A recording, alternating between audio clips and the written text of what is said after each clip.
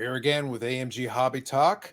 And this is a very special episode because, as you can see, the screen is very full. A lot of people are on the screen, and I'm going to go into how that came into being, and we're going to have a little bit of fun with it. And there's a gentleman right beside me that we're going to introduce. So let me do a quick around the horn here, and I'll finish up with him, and then we'll get right into a conversation. So first, back from hiatus, the collector of the scallops, the collector of the people. Steve, you're here. How are you? Finally had a nice little 3-week, whatever you want to call it. I've been all over North America, 8 or 9 states, couple provinces. So glad to be home and still have little bags under my eyes, still catching up on my sleep, but all in all, things are good. Excellent, excellent. And Blair has literally just been in that room since the last time we recorded. So Blair, how are you? I'm great. They never let me leave. Yeah, it sounds about right. I think that's the appropriate thing. Sherry, on location from the office, how are you today? I am wonderful. It's going to be a great Tuesday. Nice and sunny. I was at the cottage on the weekend. I got my gardening done, so feeling fresh.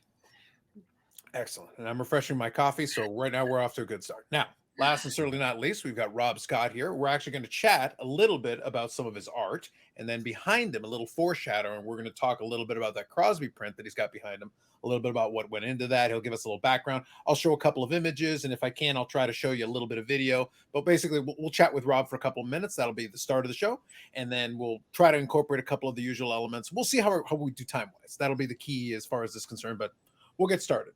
A couple of comments from the last video that I want to quickly read through, and then we'll get straight into talking to Robb. So just a handful here from Archaic Media, 2 comments. One of them was referring to the SP Game Used Golf, which we talked about. If we got a little time at the end, I do want to do a little go around because we do have a comeback on that particular topic, however. So the first one was Pat Perez, card number 30, who is a live player. So managed to find something on the checklist that was a live player. So that's an interesting one. I don't know what the case is. Now I kind of want to ask some folks that I know at Upper Deck. So maybe we'll find out something. But that does lead credence to the idea that it sounds like it's individual contracts with the players, because it's a little strange that a live player would have made it on there, because even whatever the time they were making that product, he was already signed with live. So I don't know what happened and how he got into that. It's not a PGA Tour set, though, to be fair. It's a golf set, but I don't know, because there is a live golf set that Panini has. So I don't know. I don't know what the situation is there. Second comment, also from Cake Media, is sadly no Scotty Scheffler. Yes, they don't have some of the top players. Unfortunately, they're missing. They relied on legends and some kind of individuals that were thrown in there. I'd love to know how that checklist came together. So some good comments there. And then Sean here, who has commented previously, says, have you ever thought of live streaming? Yes, we have, but it's a matter of scheduling and timing. Mind you, Blair is just trapped in that room. So maybe we'll just have him live stream from that room. And maybe that's how we'll accomplish that task. It won't be very exciting. He'll just be stuck in the room, but we could definitely live stream from the room. Yeah, no comment, Blair. Yeah, Blair's just contemplating the future life that may be following for him. Not great. Clockwork Orange's eyes open and just let him keep recording. I like where this went. I'm a big fan. That's bonus, Blair. That'll probably be behind the paywall for that one. Anyway. All right. So thank you all for the comments. As always, we appreciate it. Feel free to throw comments at this one because we do read them on the following episodes. And if there's any more pressing comments or anything, you can use the social medias. We usually do that. And I'll quickly have that scrolling across the bottom of the screen. There it is. You can check out the Instagram. You can check out the website. The contacts are all in the description. Use them as always. That's a better way to get a quicker response. Okay. So now we've taken care of the housekeeping. Now let's have a quick chat with Robb. Robb, we're going to talk about the print, and that's going to be where a lot of our focus is. But obviously, you've got into this kind of art. Can you tell me a little bit about how long you've been doing this? Sure. I've been an artist for about 20, 25 years, trying to make a living from it. So about 10 years ago, 2010, I did a drawing with Some Beach Somewhere. I don't know if you know the famous harness racing horse from Nova Scotia. Set the record at Kentucky. I did that drawing, and I did it for the boss who I worked at Pye Chevrolet. He owned the horse, and I almost got fired trying to get my way in because I said, I want to do this picture. The horse is really hot right now, and I believe that I can do something very beautiful. So I did.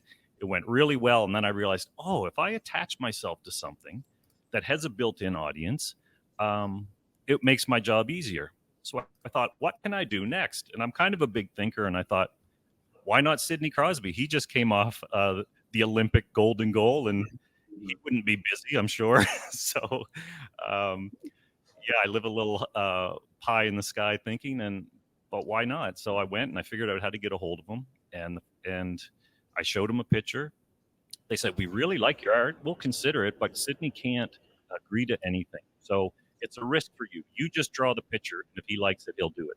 Now, this picture was the size behind me, which is a poster size. So it took me about 3-4 months to do the drawing. So it was a significant commitment with no guarantee of anything. And he saw it, and within 2 weeks, 187 prints were hand signed and brought back to me. So that launched everything for me. And I thought, wow, after all this time, this was 10, 12 years into my career, not making a lot of money, trying to figure out, just doing tourist pictures and stuff like that. I thought, this is it. I finally did it. I finally figured out the key to get inside. And I followed that up with Nathan McKinnon, and then Michael Jordan with Upper Deck, and Gary Price, and then Bobby Orr, and it just went on. So I took a break over the last 4 years from doing autograph stuff. So this is my reintroduction back into it, and I love it. I love it not because I love drawing. That is my passion, creating, being an artist. But I equally love sports, and I equally love collectibles. There's something about an autograph to me, as shallow as it might be, that I feel like I'm now part of that person when I have it. It's something they touched. You know, my son goes, when I worked with Michael Jordan specifically, because he loves sports, he goes, "Oh my God, Michael Jordan knows who you are." Like, well, not really, but yeah, it gives you that feeling like at least he knows your name or something. So yeah, there's something special about it. So to combine all three, this is my favorite. I'm living my best life. Like, I love this. I love doing it. I love getting up every day. And my wife will say, "Hey, it's the weekends," or my family, "Hey, let's go do something."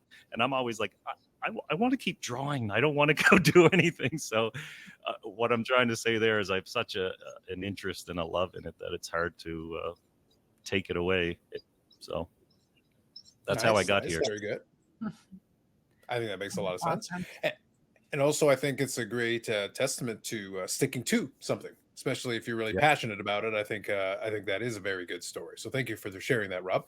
And kind of as we're talking, so I'll ask you a couple more questions. Kind of now that we got the background, we got the Sidney Crosby, story that you gave us as part of that. I'm actually going to share some images of the more recent one, some of the ones that we were talking about, and then as we do that, we'll talk a little bit about this one, and then we'll share some of the other things going on with you. So there we go. I want to share that. So what I'm going to do is I'm going to try to go through these. Let me hide that just to make the image a little bit bigger. It'll be a little easier to see. So this is obviously the more recent one. This is the one that's behind you. It's an example of that. Now I'll ask you a couple of questions about that. So I think one of the things that makes it interesting from that perspective is obviously it is a piece of original art, but the other part of it is that it makes it a more unique piece. So I'll speak here as a collector. And I always tease, the rest of the team and everything know that I'm a big Mike Medano guy. So he's my guy. But I've collected all kinds of stuff. The point is, as a collector, I've collected cards, I've got pucks, I've got, memorabilia, I've got all kinds of things. And then behind me, I've got basically just behind my head. See if I can do that. There we go. Right here, there is a frame. So basically, usually when we get to the bigger picture, it'll be easier to see. But anyway, I've got a frame behind me with, a 16 by 20 photograph. So 8 by 10 photographs, the bigger photographs. But what happens is after a while, it becomes a little old hat because you can only collect so many versions of those things. And they're going to be the same images that tend to get used because you've got an autograph signing, you got a stack of the same pictures that you see over and over again from the same moments. But when you have a piece of art, especially one that if it is a little bit more limited and it is signed, it creates a more unique piece where even if there's a certain run of them, it's still different than the 8 by 10 that you're going to see for the 150th time. Mm-hmm. Yep. So I think from a collecting standpoint, I think that makes it interesting. What's been a frustrating thing for me, not now, but it was something frustrating that I dealt with in the past. And I had to figure out the way to explain properly what it was I was giving, because I would when I would try and do sales, I would contact some memorabilia stores and I'd say, "Hey, I have this great piece of art. I've also done NHL licensed stuff that's not autographed, so it's just licensed stuff." And they would say, "That's beautiful, but photos don't sell as well." So that always was a roadblock for me because I was like, but this isn't a photo. It's a completely different thing. And I think it was hard for a lot of people to see it that way because I know my audience responded very differently. Like people would say, "Hey, I can't sell this."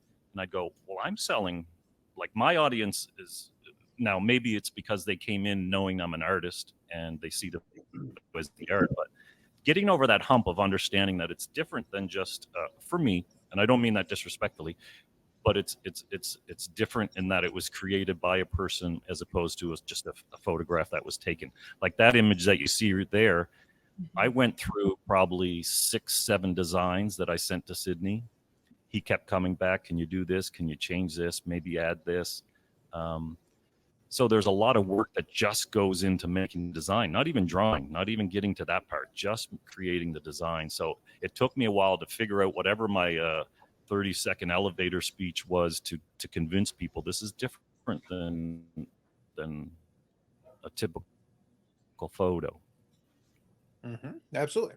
And that was the reason why I kind of took that angle. I wanted to kind of emphasize it from the collector standpoint that, again, I think if someone has been a collector for a long time, I think you are looking for that piece that stands out a little bit from the standard that you could get. That's why I gave that specific example where it's like, yeah, I've got the images, and I'm an autograph collector as well. So specifically for autographs, at this point, I literally have hundreds of Medano autographs. The thing is, after a while, you're going to see the same images over and over again. You know, you got the Stanley Cup pose, you've got the, you know, All-Star game, you've got the regular season, postseason, preseason, early career, late career.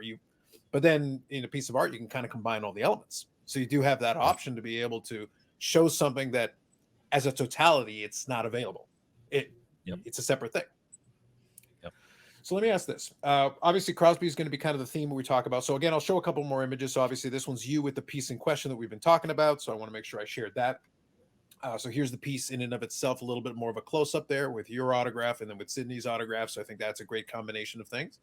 Obviously, it showcases it a fair bit. And there it is with a framework certificate of authenticity. So you've got that component of it. I think that adds something to it. And the framing is really important, especially when you're talking about a piece like that. So I think that's always very helpful to it. And a close-up of the certificate. Let's see, is there another image? I think that's it for that one. And I'll come back and share a little bit more here in a minute. I'll see if I can get the video as well, but we'll talk about it just a little bit more here. So you've got that. Now, the other thing I noticed is I went to your website and took a look. And as I see, you've done other forms of it. You obviously have a connection to the Sidney Crosby one because it kind of got your foot in the door of doing this kind of thing as well. So we came full circle. We're showing the more recent one, but then also there was the one that launched the ship, so to speak. Now, out of the different ones that you've done, any of them particularly stand out or any of them are particularly memorable? Obviously, aside from the early one that got you going. Yeah. Well, this one aside. So not speaking of this one, just speaking of the ones that came before it. The first Crosby, in terms of being special, so that was special, obviously. It made me the first Canadian he ever worked with, first Canadian artist he ever authorized to work with his work, to work with his himself.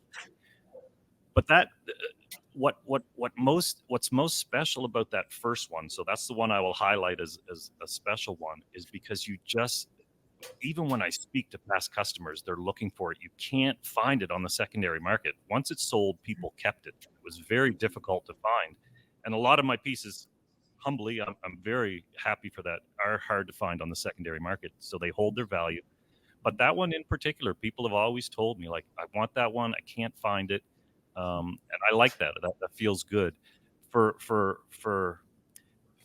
visual, for me, for listening again to my son, and he loved the Michael Jordan. He thought that was his favorite image of those past pieces. But that first Crosby one is my. It has so much meaning to me in terms of just how it kickstarted my life, and just for him to be able to reach out to a nobody and go, hey, yeah, I'll trust you with my image and my name.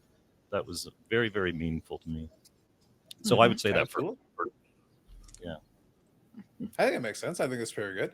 Now, let me ask this. Obviously, as I said, and I will also include a link to your website in the description so people can check it out as well. They can actually see the gallery. There's a lot of different pieces included in that. Now, I'm actually going to showcase one here that I'll talk about, and it'll lead me to my next question here. So it'll be a little bit of a combination of two things for everybody. And I do recommend, we do have the audio version of these podcasts. I do recommend checking out the video on this one because it is going to be more visual. It'll be easier for you to actually be able to see the items. So this one, obviously, as a Blue Jay fan, this one speaks to me a little bit here. Now, question for you, as far as these prints are concerned, though. obviously you could go in a million different directions. Sports very broad. There's a lot of places you can go, and obviously we've got the hockey ones. We've got this one here, as for example, I saw Mickey Mantle, I saw Mike Trout, who I'm a huge fan of. Everybody knows, huge fan. I say that tongue in cheek. But the point is that you've got these different subjects you can do. You could technically go in any direction. Is there any rhyme or reason or what leads you down the path of some of these specific ones, or?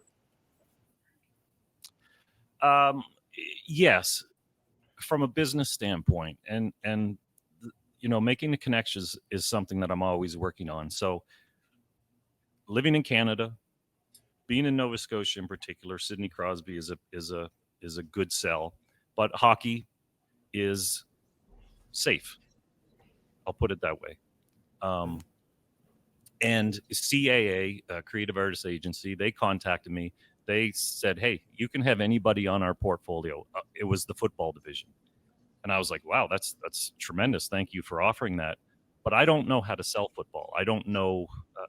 I'm not connected enough to a crowd that I could go, maybe if it's one of the high end guys, Pat Mahomes, Tom Brady, those type of players, those are easier to sell. But a second tier player, I really wouldn't have the faith in myself to invest in it and be sure that I could move it at a pace I wanted to move it. So right now I do hockey because, I love drawing everything. And my favorite sport is actually baseball. But for sales, I feel best about hockey right now. But that's going to expand. I want to get into everything. I want to move around to different sports. I'd like to get into Europe. I'd like to try a whole bunch of different stuff. Now, these ones you're showing here are interesting because I took a year out from drawing. These were all created in 2018. And I created them specifically for speed because when I did my drawings, the large poster drawings, like I say, they take 200 to 300 hours. These ones that you're showing, I was trying to teach myself, can I still draw faster, but with quality? And these were maybe 20 hours.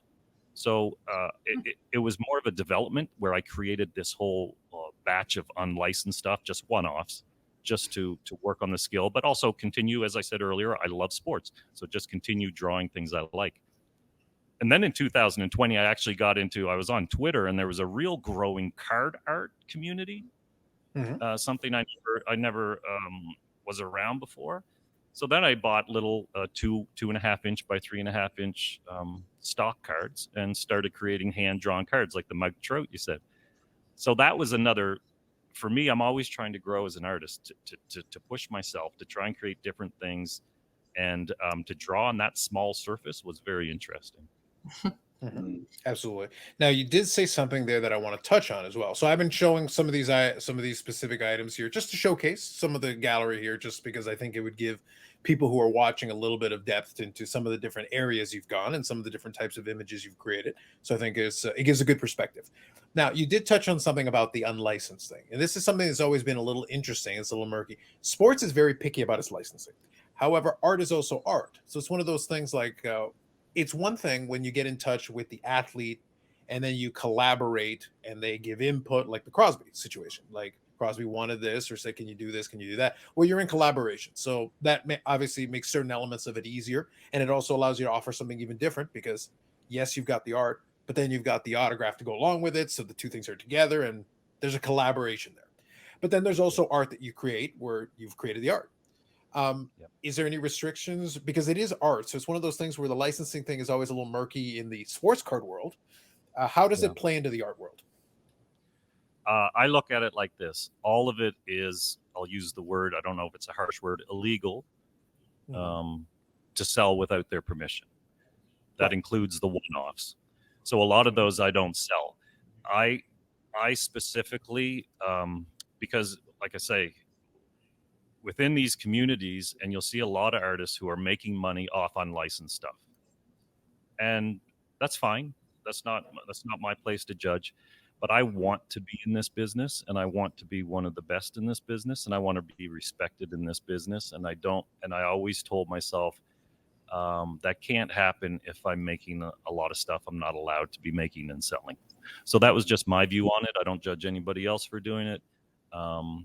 I don't think you're allowed to create technically anything that has a logo or a license on it. Now, having said that, when I have worked on, and here is a place where I am unsure. This is one of the areas. So do I have to have permission for your likeness? So Magic Johnson and Larry Bird are on the screen right now. So if I took that Lakers logo off and just showed Magic Johnson's face and Larry Bird's face, where legally is that now? I don't know. So I've tried to design work where I remove the logos and get away with the player, but without having to worry about the licensing, because the licensing and the art, it becomes a whole process. You got to go through the leagues, and sometimes they charge way too much just for, what it's not worth doing sometimes, but unless you order a lot of pieces. Mm-hmm. So that's how I tried to play with it, but I've never put out, for myself, I try and stay focused on that. I want to be in this business. I don't want to make anybody upset. I don't want to look like I'm selling things that aren't mine, because I've had it done to me. I've had people steal my work, and it doesn't feel great. So for me to do it back, I don't know. No, I think that makes a lot of sense. And at the same time that you mentioned that, I also, if you do check out the website, you'll see there's a little blurb at the bottom. I know it's small here, but I'll read it quickly just so you have it for context. 8x10 drawing of basketball legends Larry Bird and Magic Johnson. This drawing is not available for sale. So there's a lot of stuff in the gallery where it'll show that little caveat at the bottom where it's listed in there. That's why I was kind of curious, because you're right. It is a little bit of a gray area. It's a little murky. And I don't think any of us really know the nature of it, because there's been a lot of conversation, and this bigger topic than the scope of this conversation. But there's a lot of folks who question exactly where and how the whole licensing thing goes. Even the card manufacturers themselves aren't 100% sure where the licensing falls. And you would think they would have it locked down by now, given how long cards and licensing have been around, and nobody gets it.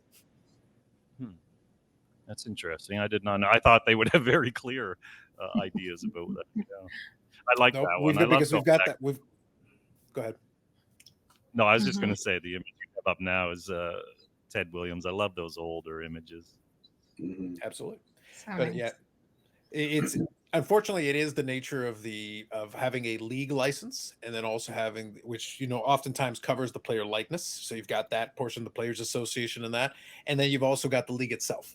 So the logos are kind of the league, and then the player likenesses oftentimes are associated to the Players Association. But because you've got two of those, even the manufacturers like Panini in baseball has the player likenesses, but they can't use the logos. Yeah. So they'll say Washington baseball team. So, even though it's the player, exactly who it is. You're looking right at them, no logo. And that's on a sports card where, again, you'd think they'd have it locked down, but no, it's two separate things. And the question is like, is that okay? How far can you do it? And we've never figured it out. And there's a lot of fun outliers in the history of sports cards where we've had a lot of fun with that.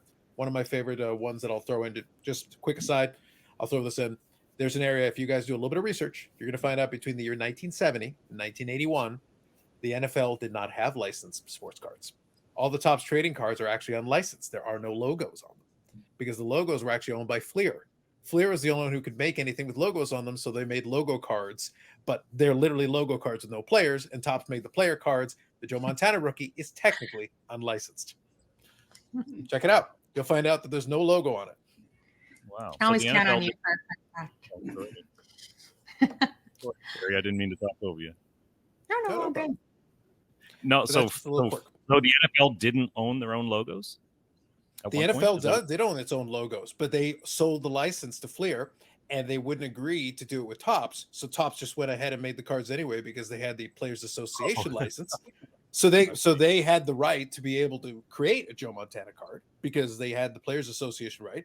But the Joe Montana 1981 Topps, famous card, if you check it out on the side of his helmet, because in that shot you can actually see the side of his helmet, it's airbrushed.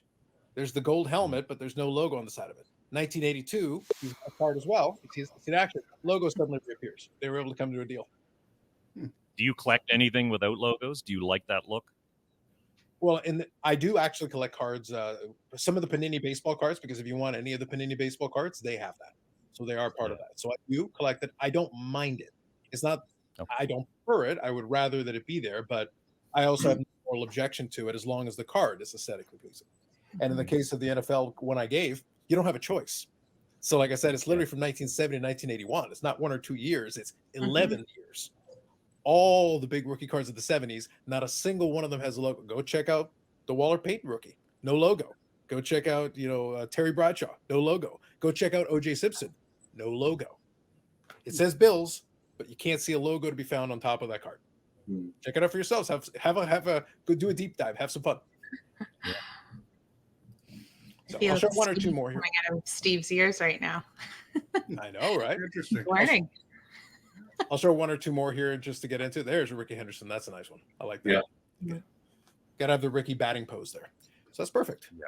So thank you. I wanted to share a couple of those things and throw little nuggets in there for everybody. So there's a little rabbit hole for you folks to go down. So Rob, I want to respect your time and also get us down the path. Obviously, we've been talking about the Crosby one. That's been the focus of the conversation. That is available. So that's the latest one. Anything down the pipeline that's kind of in the plans, or is that kind of still secret for now? We're going to focus on the Crosby. What's the situation with you? I would. How do I want to say this? We're on the doorstep. We're on the doorstep of Connor Bedard, which will be a fun one. Sure. So that could be next. I'm not saying it is next, but I'm saying it's the closest conversation that I'm having. So there's a whole lot of irons in the fire, and not just with autograph pieces, but organizations like the NHL and NBA and stuff that are looking to do work. The Ottawa Senators contacted me recently to see if there's something we can do. So there's different things, but for players, Connor Bedard's high on my list. Okay. That makes a lot of sense. Yeah. Now, let me ask you this then. Obviously, as I mentioned, we'll put your website on there. Is that the best contact point for you? Because it looks like it connects to a lot of your different socials and everything. We've got the robscott.ca. Is that the best contact point for you? The best contact point, yeah, I would say that, robscott.ca. And I made the mistake of adding an extra B to be cool when I was in grade 6 to my name. And it's awful for people searching out my website. So please remember to type in ROBBSCOTT.ca, robscott.ca. Perfect. Nice. Good stuff. So I appreciate you guys. It was nice to talk to you. Thank you very much. Absolutely. Absolutely. We appreciate you coming on, and glad we get to share some of your work with everyone. I mean, Brad and I have a few pieces, of course, and they are my absolute favorite of the pieces we own. So they are beautiful. Thank you. Perfect. So, Rob, I'm going to let you go, but I want to thank you on behalf of everybody. I appreciate you coming in and giving us a little insight, a little background on it, and hopefully everybody got a chance to enjoy some of the pieces we got to share. As I said, links will be in the description so you can check out some of Rob's work. Check out the gallery. If you're really a big fan of sports, I showed Jordan, I showed baseball, I showed hockey, I showed a couple of different things. So it's not just, you're not just pigeonholed into one category. And we had a chance to have a little bit of a conversation, a few different things. So check out the website, check out the contacts and socials. Rob, I appreciate you and thank you for coming by. Thanks, everybody. Thanks, Rob. See you later. All righty, perfect. So we're going to let Rob go here. I'm going to let him go into the green room so that he can set himself up so he's all good. Folks, we're back. So let's have ourselves a little conversation. I'm going to have a little fun because now Rob has to work his way out of the green room. He'll find his way. There you go. He found his way. All right, good stuff. So like I said, I'll include a link to all the description and everything in there so you can also check out all the contact points, but some very cool stuff. So hopefully you all enjoyed that. So any kind of quick thoughts based on kind of what we got out of Rob? Are we ready to commission a Blair piece, kind of like the Kramer? What do you think? Bonus Blair putting on his morning running shoes or morning sail shoes, I should say. That might be a good one. Yeah, I'm just saying saying it is an interesting discussion too, kind of how he touched on the crossover between art and collectibles and the licensing issue, because I've had that in the past where, you know, people just want licensed products. So somehow I have to find like a happy medium so they understand, you know, the art and the collectible side of things. But yeah, I think it validates when, you know, that you have the athlete's approval as well as the artists and they collaborate together. Definitely adds value to the piece and the collectability. So yeah, hopefully people got some insight with what he had to say today. Absolutely. But yes, that's the reason why I kind of brought up that I wanted to bring that into the conversation. That's the reason I mentioned that it is a little weird.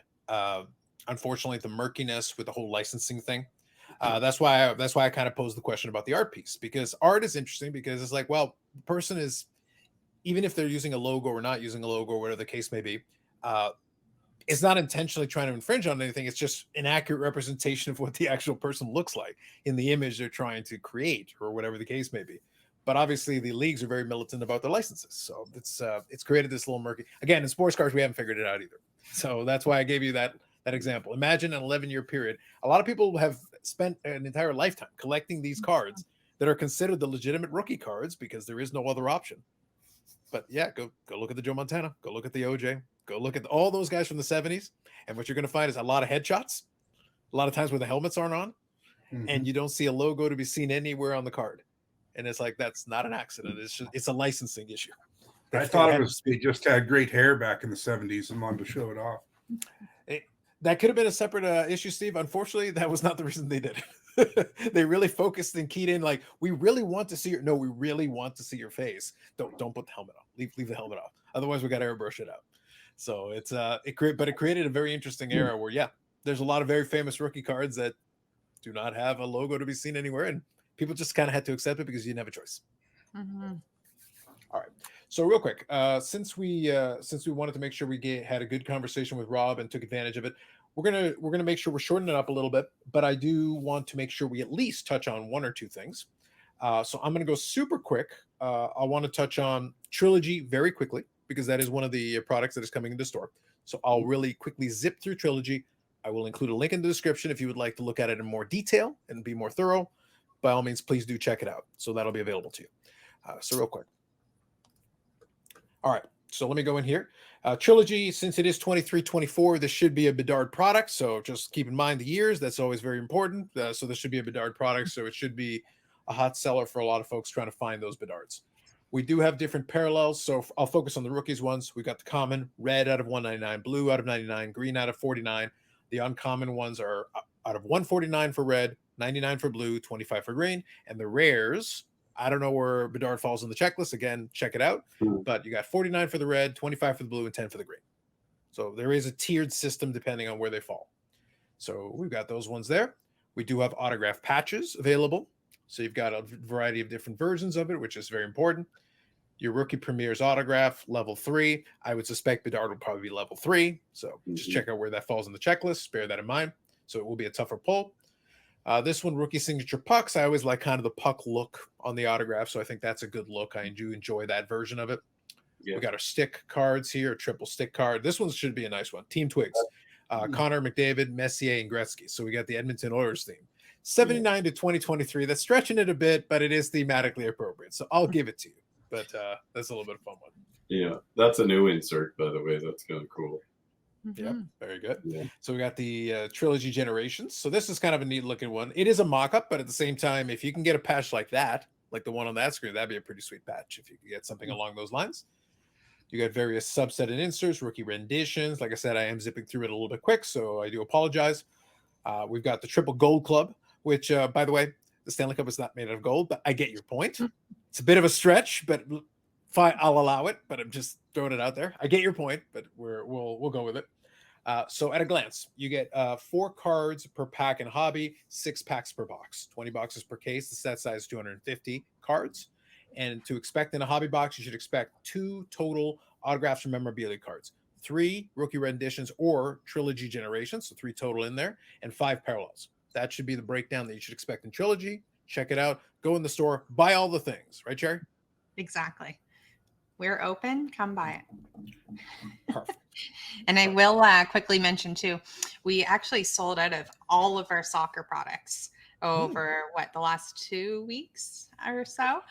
We do have the UEFA competition's finest soccer, a limited number of boxes, but we've had multiple people coming in looking for soccer and we were completely out. So if you want them, get there early and get them quick. Nice. And if you have any questions about availability or that, use the contact points, ask right away. That's the best way to get a direct response. Go straight into that and do that. That'll be the best way. Perfect. So I do have the opportunity here. We've got a couple of minutes here that we can share a couple of items. But actually, before I do, Is there anything else that we want to make sure we touch on? I know we've been touching on the show and everything, but is there anything else we want to hit on, Sherry, before we move forward here? The Trailer Park Boys Funkos are live on eBay. They are now available for purchase. So if you go on, there's 3 separate listings, one for Bubbles, Ricky, and Julian. And then there's a drop down menu where you can select the different grade. The price per item will depend upon the grading. So you can check out the different pricing there.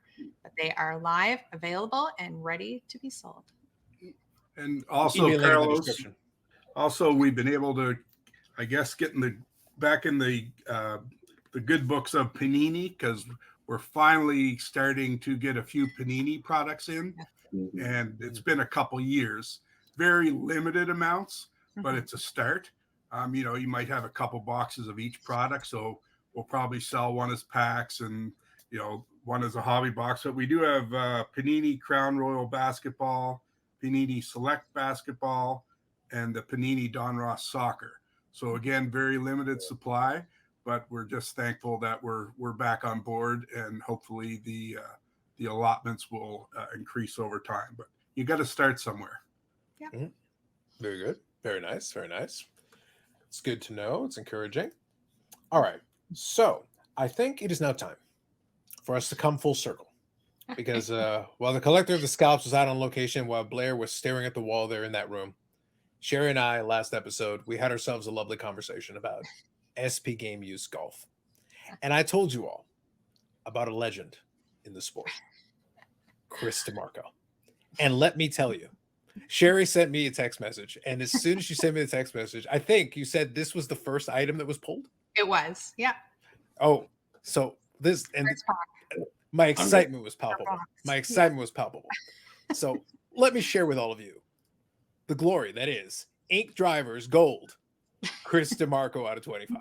This is an exciting, Blair, this is a very exciting moment for me. My powers are not to be questioned. I explained the story of Chris Dimarco. I explain it to the people. And what happens? I bring Chris Dimarco into this world, into being. Here it is. Fantastic. And if that wasn't good enough, if that was not enough for you, how about John Daly Jr.? We got to have some John Daly Jr. Who else did I talk about? John Daly Jr. These are the 2 things that I focus and emphasize on. These are the first 2 items we're going to show you. So here's the tour gear to go along with that one. And we got Michelle Wee, so we did briefly chat on that one. So it's like a perfect storm. Yeah. A perfect storm of all the things. It was just too funny how it happened. We were standing there and the box opened and I was like, there's no way. And then it was the Chris Dimarco. Next one, John Daly. That couldn't have happened any better. It is as I have foreseen. Yeah. I mean, maybe not for the purchaser, but nothing I can do about that. It was fantastic.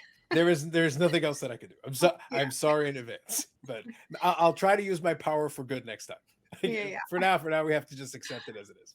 That's the genie back in the bottle. Yeah, exactly.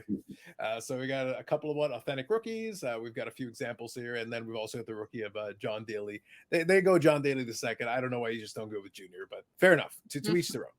But nonetheless, so that was kind of entertaining. A little bit of musing that came out of SP Game Use Golf. Okay, so I'm going to go through a couple of here real quick, but if there's anything that you want to add, feel free. But we've got some graded cards we want to show here. 2013 Bowman Chrome. We got the Aaron Judd draft picks and prospects in a PSA 10. We got a Patrick Mahomes 2017 Donruss in a PSA 9. Once upon a time, I actually had 2 of these. I actually bought them in ComC back in ye old days. This was early in the MVP season. I bought them for the princely sum of $15. One of them I got graded, and it was a PSA 10. I should have held on to it for a little longer. I did make good money on that. To be clear, I paid $15 and sold it for $300, but I could have sold it for upwards of $1,000 when things got really wacky. And in retrospect, I would have liked to have hung on to at least one of them for a little while longer, but that's okay. It worked out. Speaking of Bedard, since we mentioned it, 2023 Peachy Bedard. This is the Platinum Preview Cosmic, so it's a mouthful. So they tried to include that in the bottom line there, but that isn't a PSA 10. And right now, Bedard everything. Team Canada or not. A classic 1990 Peachy Premier Yarmer Yager. So this was the key card in the Yager for Peachy Premier. A classic card that was a lot of fun, and it's had its ups and downs, especially the PSA 10. It's had its ups and downs over the years, but it's still a classic card from the early 90s. We got ourselves an Adley Rushman here from 2023 Chrome, the rookie autograph, also in a PSA 10. Got a little bit of my wrestling content here. We got the 85 Topps Hulk Hogan, the PSA 8 classic. By the way, with the championship belt that was used for a very brief period of time. That there was a period there in the early 80s where they switched the belts a couple of times. I want to say this is the 1985 edition, and it didn't last that very long. Eventually, they went to the Winged Eagle, and they just stuck with it from the Winged Eagle on. So this is a moment in time captured with the Hulkster headband. So you got to have that going on. Yeah. That's pure 1985, let me tell you. Yeah. So 2022 O-Pee-Chee Platinum. I'm not even going to try to pronounce that name. Good luck to you. Liquid metal in a PSA 10. I don't know, Steve, you want to try? You want to give that one a go? I think it's fairly straightforward. I believe it's Slavkovsky. It is. That's actually surprisingly a one of one. I would assume there'll be some more coming around, but for now, happy to have it, and he's popular. He's popular. There you go. Perfect. Good stuff. So I wanted to make sure I go through some of those items that came in the shop. Especially, we needed a moment to really bask in the glow of gold autograph Chris Dimarco. It was really important to me that we really made sure to be. I love listening to Rob, but we needed time to show the gold Chris Dimarco. We were going to make time. Oh God. I almost feel blessed to have it in my office for some reason. Blair, you should be blessed. Like that card has been blessed by the podcast gods. I literally spoke it into being. Yeah. It's probably glowing as we speak. So you got to be careful. Careful when you're touching it. You know, it's glowing as we speak. Oh, I have a lot of fun with stuff like when stuff like that happens, and it makes it all the more fun. Okay, so let's make sure here as we'll wind down a little bit. So we covered what was in the store. We got a chance to have a great conversation with Rob, so that was very good. So you can certainly reach out and ask that. Check out the website. Check out some of the other art. Now we want to make sure we mention. So let's quickly remind as we get closer to it. We'll keep doing it. Can we get the dates on the next trade night and card show, Sherry? Yeah. So the next trade night will be Friday, May 24th, which is also the release date of Pokemon's Twilight Masquerade. So that's going to be a big night. Then the card show will be Saturday morning, May 25th, 9 to 1 at the old Sears outlet. And then the next one will be June. Actually, I forget the date right now, but it'll be the last Friday of June will be the trade night. Last Saturday of June will be the card show. The flyers will be posted on the social medias, and we'll get the descriptions up there. Probably 28th and 29th. 28th, 29th. Okay, yeah, that's what I thought. But Yeah. And also, Carlos, since I was away for 3 weeks, just getting started diving into all the stuff we picked up in Toronto. So in the last 48 hours, in the next 2 or 3 days, we'll be loading up the showcases with a lot of the product we brought back. A little bit of everything, whether it's stuff for the attic or some high-end stuff for the showcases. We were very pleased with how this Toronto show went compared to the last one. But we've discussed that before. That's why you go. You don't know unless you go. So one show can be great. One show can be not so great. But this one fell on the great side of the spectrum. So yeah, I'm having fun. It's been a while, so I'm seeing things where I'm like, oh yeah, we bought this. So yeah, it's like I'm seeing it for the first time.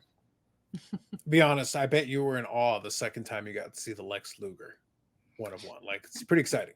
Yes, I watched the podcast in Kentucky, and yeah, it was impressive to see them all on there. It's the same. It all comes full circle. It's a wonderful thing. Perfect. So, Sherry, is there anything else we want to make sure we hit on then before we call it an episode? I think we got everything. Excellent. Do you guys have anything else? I don't think. One more thing, I guess this past week, Blair was busy, filling up the discount boxes. So Monday, he actually pulled a dozen or so of the old discount boxes, and we have 8 to 10 new ones out there, Blair. Yeah. And the next couple days, we'll probably make 2 or 3 more. So there'll definitely be a lot of new stuff in the discount boxes. Yeah, fresh them, even Pokemon, and yeah, I got to work on some of the non-sport stuff, but fresh hockey, some of the other sports we got to catch up, but lots of fresh hockey. Perfect. Good stuff. So we'll call that an episode. Hopefully you all enjoyed. Again, links and everything will be in the description. You can check that out. Next week, we'll be back with a conventional episode. Everybody's getting back into the swing of it, so we'll have a little bit of fun with that. We figured this would be a fun episode for you because a little bonus. We were able to bring in another voice to add a little bit of information to it. But otherwise, as always, as Sherry mentioned, you can check out those Funkos in the eBay store. Link is in that description as well. We appreciate the comments. So especially with this episode, because we were able to cover some other topics from the usual, if there is something you're curious about or thoughts or anything related to it, we'd love to get that feedback and the engagement. So we do appreciate that. So if you could like the video, that is always appreciated. The comments and engagement are appreciated. If you want to subscribe, we're at 281 subscriptions. So we're working our way towards that 300. I'd like to keep making progress. Yeah, let's get to 300. We'll keep making progress towards that, one milestone at a time. We're going to work on that. So for the collector, the scalps collector, the people back from location, tracking down those scallops, from Blair, from that room that he's still in. He'll probably be in next week. I'll be in here. Then from Sherry from the main home office, the HQ. Yeah. That's episode 31 of AMG Hobby Talk. We thank you for checking this one out, and we will catch you in the next one.